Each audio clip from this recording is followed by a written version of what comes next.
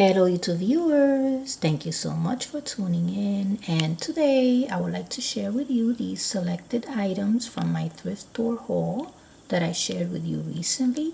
Now these are some mirror frames that I bought for just $1 each at my favorite thrift store.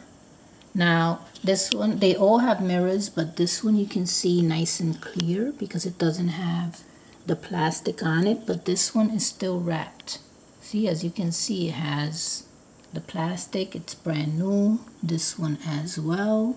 But once I remove that plastic, the mirror is just gonna be as clear as this one. So I bought 3 of them. They did have more, but I just bought 3. Maybe I should have bought the 4th one to use it as flooring, but these are gonna be my walls for future creations. So I hope that you stay tuned for them. But look at how nicely made they are. Look at that.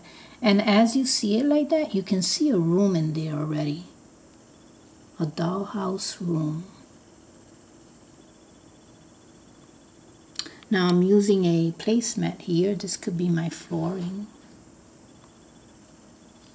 So yes, I hope that you stay tuned for future creations using these mirrored frames. And thank you so much for watching.